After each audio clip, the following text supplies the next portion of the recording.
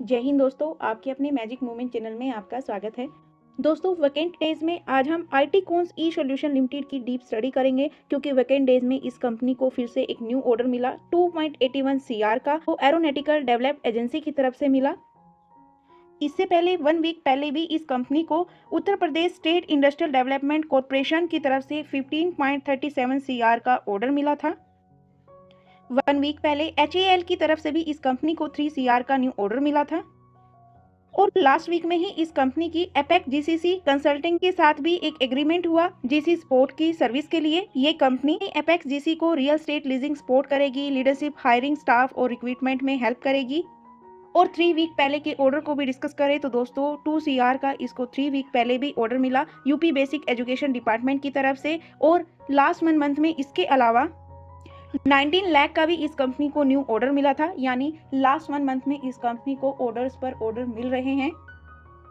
दोस्तों, IT cons E solution limited एक small cap company है, हाई रिस्क की कंपनी है और फाइनेंशियल ईयर 2023 से अब तक अपने शेयर होल्डर्स को 463% के रिटर्न्स दे चुकी है। इस बीच इस कंपनी के शेयर का लो प्राइस 33 रुपीज़ 1 पैसे और ऑल टाइम हाई 767 रुपीज़ और अभी अपने ऑल टाइम हाई से अच्छे खासे डिस्काउंट पर अवेलेबल है। 227 रुपीज़ के प्राइस पर ही ट्रेड कर रही है। और लास्ट ट्रेडिंग सेशन के नेगेटिव सेंटीमेंट में भी इस कंपनी ने ग्रीन निशान में ट्रेड किया, 1.59% का अपसाइड जंप आया। दोस्तों, यदि आप भी किसी कंपनी, म्यूचुअल फंड या फिर अपने पोर्टफोलियो का डिस्कशन चाहते हो तो दोस्तों आप भी हमें उस कंपनी और म्यूचुअल फंड का नाम सजेस्ट कर सकते हो। और पोर्टफोलियो डिस्कशन के लिए आप डिस्क्रिप्शन बॉक्स में दी गई जीमेल आईडी पर अपने पोर्टफोलियो को पीडीएफ फॉर्म में ईमेल कर सकते हो। हम आपकी सजेशन के अकॉर्डिंग भी वीडियो लेकर आएंगे और अपना ओपिनियन देने की कोशिश करेंगे। लास्ट 1 मंथ में ऑर्डर पर ऑर्डर मिल रहे हैं, लेकिन ये कंपनी लास्ट 1 ईयर से यानी मार्केट के नेगेटिव सेंटीमेंट में इस कंपनी ने भी नेगेटिव ही रिटर्न्स दिए। ये कंटिन्यू लास्ट 1 ईयर से नेगेटिव में रिटर्न्स दे रही है। इवन लास्ट 15 डेज में ईरान और इजराइल के वॉर के कारण इस कंपनी में 24% का डाउनफॉल आया। और जब मार्केट बुलिश ट्रेंड में थी तो इस कंपनी ने भी अपने शेयर होल्डर्स को अच्छे रिटर्न्स दिए, अपनी शेयर की वैल्यू को लगभग 5x के साथ इंक्रीज किया लास्ट 3 ईयर, लास्ट 2 ईयर्स में। दोस्तों, अभी तक इस कंपनी के ऑर्डर्स को हमने डिस्कस किया, लेकिन अभी डिस्कस कर लेते हैं ये कंपनी काम क्या करती है। दोस्तों, ये कंपनी 2007 से अपनी रिक्रूटमेंट और स्टाफिंग सर्विस प्रोवाइड कर रही है। स्पेशली ये आईटी कंसल्टिंग, जनरल स्टाफिंग और परमानेंट स्टाफिंग में सॉल्यूशन प्रोवाइड करती है। और इसके साथ साथ फाइनेंशियल ईयर 2023 से ये कंपनी ग्रीन एनर्जी सेक्टर में भी एंट्री कर रही है, ग्रीन एनर्जी सेक्टर में भी अपना बिजनेस एक्सपेंड कर रही है। दोस्तों, ये कंपनी 3 प्लेटफॉर्म पर काम करती है: workforce management, operating asset management, tax services. इस कंपनी की user industries automobile and auto component, engineering, entertainment, media, advertising, outsourcing of sourcing, technology, aerospace and defence, e commerce, FMCG, process and infrastructure, telecom, consumer and service, education, finance and insurance services, pharmacy, health care, life science, electric power और energy sector में ये अपनी service provide करती है। इस company के clients Wipro technology, TVSE, Nokia, Siemens, HCL services, Tata tele services, ICIC bank, central warehouse corporation, Mumbai and Bangalore, Indian army, UPPCL etcetera दिग्गज company इस कंपनी की क्लाइंट्स है। इस कंपनी का revenue income and staffing services से 88%, रिक्रूटमेंट सर्विसेज से 3%, skill and development से 3% और other operating income 6%। Last 1 year के ऑर्डर बुक में ऑर्डर्स को डिस्कस करें तो दोस्तों इस कंपनी को national institute of biological, ministry of health, man power services और इसके अलावा Indian navy, ministry of defence, city mall, pro team advisory solution LLP, national institute of communication finance, ministry of communication etcetera से इस company को last 1 year में order मिले। और अभी लास्ट 1 मंथ के हमने इसके लेटेस्ट ऑर्डर्स को भी डिस्कस किया कि कौन कौन कंपनी इसको ऑर्डर्स दे रही है। फाइनेंशियल ईयर 2025 में इस कंपनी का रिवेन्यू और प्रॉफिट अच्छा खासा इंक्रीज हुआ लास्ट 3 ईयर्स की कंपैरिजन में। और दोस्तों, ये कंपनी भी क्वार्टर ऑन क्वार्टर बेसिस पर अर्निंग पब्लिश नहीं करती, ये हाफ ईयरली अर्निंग पब्लिश करती है। और लास्ट 1 ईयर में जो इस कंपनी में डाउन ट्रेंड आ रहा है वो इसकी अर्निंग को लेकर आ रहा है। सितंबर क्वार्टर में इस कंपनी की सेल्स स्लाइटली ही इंक्रीज हुई मार्च 2025 की हाफ ईयरली के कंपैरिजन में। 38.45 सीआर के सामने ओनली 40.19 सीआर की ही सेल रही और प्रॉफिट भी 196 सीआर के सामने ओनली 2.78 सीआर का ही प्रॉफिट इंक्रीज हुआ है। तो दोस्तों मार्केट के नेगेटिव सेंटीमेंट में मार्केट की एक्सपेक्टेशंस को बीट नहीं किया हाफ ईयरली अर्निंग में, तो इस कंपनी के स्टॉक में कंटिन्यू प्रॉफिट बुकिंग होती हुई नजर आ रही है। लेकिन दोस्तों इस कंपनी ने फाइनेंशियल ईयर 2025 की अर्निंग के बाद इस कंपनी ने अपनी एसेट क्वालिटी को भी अच्छा खासा इंप्रूव किया। फाइनेंशियल ईयर 2024 में 19.24 सीआर के एसेट थे, जो अभी इंक्रीज होकर 50.21 सीआर के हैं। दोस्तों ये कंपनी भी बीएसई एसएमई प्लेटफॉर्म पर ही लिस्टेड है और प्रोफेशनल सर्विस सेक्टर की कंपनी है। फिनस्टार की तरफ से 3 स्टार कंपनी है, 250 सीआर के मार्केट कैप वाली है, एक नैनो स्मॉल कैप कंपनी है जो 77 की पीई रेशो पर ट्रेड कर रही है और इस कंपनी की आरओसी 20 से डाउन है, 17.12%, आरओई 18.99%। कंपनी के फाइनेंशियल्स स्ट्रेंथ भी एवरेज है, एफिशिएंसी ऑप्टिमल है और कंपनी के ऊपर 3.74 सीआर का डेब्ट है। इसके सामने कंपनी का कैश फ्लो पॉजिटिव है, 2.80 सीआर का कैश फ्लो पॉजिटिव में है और कंपनी अपने शेयर होल्डर्स को डिविडेंड भी पे आउट करती है। Dividend is 0.05% only. कंपनी के पीई चार्ट को स्टडी करें तो दोस्तों अक्टूबर 2024 की पीई चार्ट के कंपैरिजन में अभी कंपनी की वैल्यूएशन काफी करेक्टेड हो चुकी है, लेकिन लास्ट 3 इयर्स के कंपैरिजन में अभी भी इस कंपनी की वैल्यूएशन हाई है।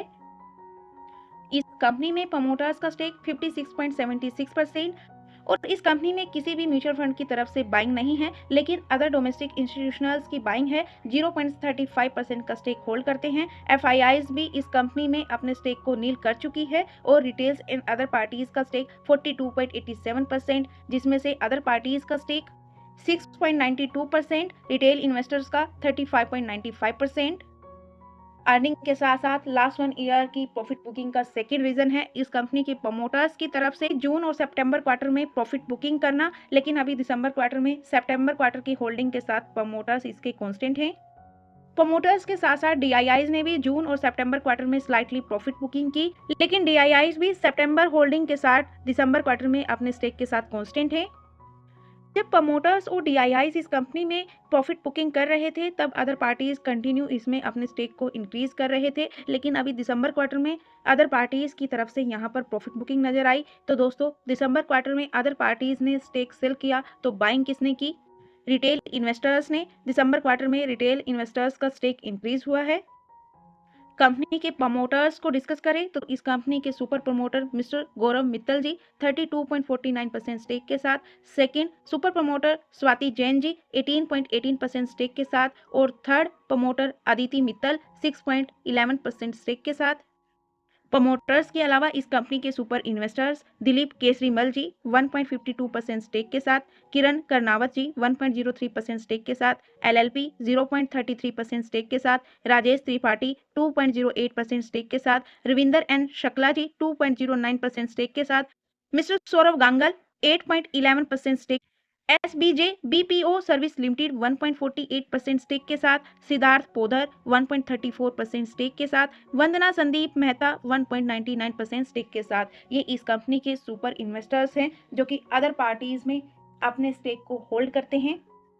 और अगर इस कंपनी के वॉल्यूम्स को डिस्कस करें तो दोस्तों ओवरऑल इस कंपनी में लास्ट 1 मंथ से लेकर लास्ट ट्रेडिंग सेशन तक थाउजेंड्स में ही वॉल्यूम है, लेकिन लास्ट 2 ट्रेडिंग सेशन में इस कंपनी का डिलीवरी वॉल्यूम इंक्रीज हुआ है। लास्ट 2 ट्रेडिंग सेशन में एवरेज डिलीवरी वॉल्यूम 53% का है और लास्ट 1 मंथ लास्ट वीक का एवरेज वॉल्यूम 38% का है। और दोस्तों ये इस कंपनी की कंपटीटर कंपनीज है जो service, commercial service and supply, diversify commercial services sector से बिलोंग करती हैं। ये सभी कंपनीज इसके मार्केट कैप से कहीं बड़ी मार्केट कैप वाली है। हालांकि सभी स्मॉल कैप कंपनीज ही हैं, लेकिन ये एक नैनो स्मॉल कैप कंपनी है और इन सब में इस कंपनी की पी रेशो भी हाई है और आरओसी इन सब में इस कंपनी की एवरेज है। और ये भी इस कंपनी की कंपटीटर कंपनीज हैं जो इसके मार्केट कैप के सेम साइज के आसपास की है, किसी का थोड़ा बहुत अप तो किसी का डाउन, लेकिन सभी 1000 सीआर के कम मार्केट कैप वाली हैं। और इन सभी कंपनीज में इस कंपनी की आरओसी एवरेज टू गुड है, लेकिन पीई रेशो इन सब में भी हाई है। कंपनी के स्कोर कार्ड को स्टडी करें तो इस कंपनी की परफॉर्मेंस लो है, वैल्यूएशन हाई है, मार्केट एवरेज साथ में कंपटीटर कंपनीज के कंपैरिजन में, ग्रोथ इसमें एवरेज है, प्रॉफिटेबिलिटी इसमें एवरेज है, नॉट गुड नॉट बैड। और इस कंपनी में एंट्री पॉइंट भी एवरेज है, क्योंकि इस कंपनी का स्टॉक ओवर प्राइस है लेकिन ओवरबोट जोन में नहीं है। यानी फंडामेंटली इस कंपनी का करंट स्टॉक प्राइस इसकी इंट्रिंसिक वैल्यू से हाई पर ट्रेड कर रहा है, लेकिन टेक्निकली आप अपने रिस्क को रिटर्न साथ में अपने फाइनेंशियल एडवाइजर या फिर सेबी से रजिस्टर्ड एनालिसिस की एडवाइस से इसमें एंट्री एग्जिट कर सकते हो। और दोस्तों इस कंपनी में रेड फ्लैग भी एवरेज है। ओवरऑल इस कंपनी का स्कोर कार्ड ऑरेंज निशान में है। रेड फ्लैग का एवरेज होना भी इस कंपनी का एक सेकंड नेगेटिव पॉइंट है, क्योंकि इस कंपनी का स्टॉक एएसएम लिस्ट में शामिल है। कोई भी कंपनी एएसएम या जीएसएम लिस्ट में तभी शामिल होती है जब उस कंपनी में सट्टेबाजी की तरह खरीद उपरोक्त होती हो, और सेबी इस सट्टेबाजी को रोकने के लिए उस कंपनी को शॉर्ट टर्म या लॉन्ग टर्म के लिए एएसएम और जीएसएम लिस्ट में शामिल कर देती है। एएसएम लिस्ट में 5% का अपर सर्किट या फिर डाउन सर्किट लगता है। और अगर कंपनी के मैक्सिमम चार्ट को इसको स्टडी करें तो दोस्तों ये कंपनी फाइनेंशियल ईयर 2025 की अक्टूबर से पहले कंटिन्यू अपने 200 डीएमए के ऊपर ही ट्रेड कर रही थी। फाइनेंशियल ईयर 2023-24 के बुलिश मार्केट में इस कंपनी ने भी अपने शेयर होल्डर्स को मल्टी बैगर रिटर्न्स दिए। और अगर इस चार्ट पर इसके वॉल्यूम्स को डिस्कस करें तो दोस्तों जैसे ही स्टॉक मार्केट में नेगेटिव ट्रेंड आया तो इस कंपनी के वॉल्यूम्स ड्राई हो चुके थे, लेकिन अभी धीरे धीरे लास्ट 1 मंथ से इस कंपनी के वॉल्यूम स्लाइटली इंक्रीज हुए हैं। हालांकि अभी भी फाइनेंशियल ईयर 2023-24 के कंपैरिजन में इसके वॉल्यूम्स डाउन हैं, और अभी इस कंपनी का स्टॉक 200 डीएमए के नीचे ही ट्रेड कर रहा है। कंपनी कंटिन्यू डाउन ट्रेंड के साथ ही ट्रेड कर रही है, और अभी कंपनी अपने फर्स्ट स्ट्रॉन्ग स्पॉट 198 और अपने फर्स्ट रेजिस्टेंस 408 के बीच में ट्रेड कर रही है।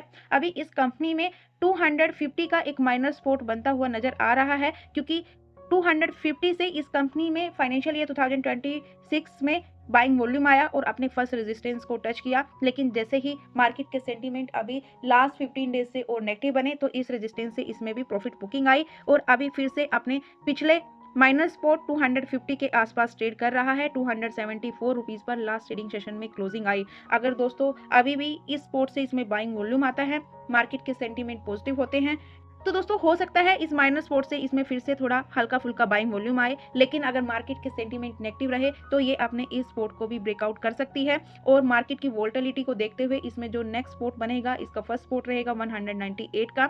और अगर इस बीच इस कंपनी की फाइनेंशियल ईयर 2025-26 की अर्निंग रिपोर्ट आ जाती है और अर्निंग रिपोर्ट में इन ऑर्डर्स के अनुसार ये पिछले ईयर्स की अर्निंग को बीट करती है, तो हो सकता है इस जोन से इस कंपनी में फिर से बाइंग वॉल्यूम आए। लेकिन अगर इसने लास्ट हाफ ईयरली अर्निंग की तरह मार्केट की एक्सपेक्टेशन को बीट नहीं किया, लास्ट ईयर की अर्निंग को बीट नहीं किया, तो दोस्तों अभी भी इस कंपनी में और प्रॉफिट बुकिंग हो सकती है, क्योंकि इस कंपनी की पीई रेशो भी इसकी कंपटीटर कंपनीज के कंपैरिजन में अभी हाई है, यानी वैल्यूएशन अभी अंडर वैल्यूड नहीं हुई है, और इसका करंट प्राइस भी इसकी इंट्रिंसिक वैल्यू के ऊपर ट्रेड कर रहा है। और सेकंड, ये एक नैनो कैप कंपनी है, हाई रिस्क की कंपनी है, किसी भी म्यूचुअल फंड्स की इसमें होल्डिंग नहीं है, तो हो सकता है कि इस कंपनी में अभी भी और प्रॉफिट बुकिंग नजर आए।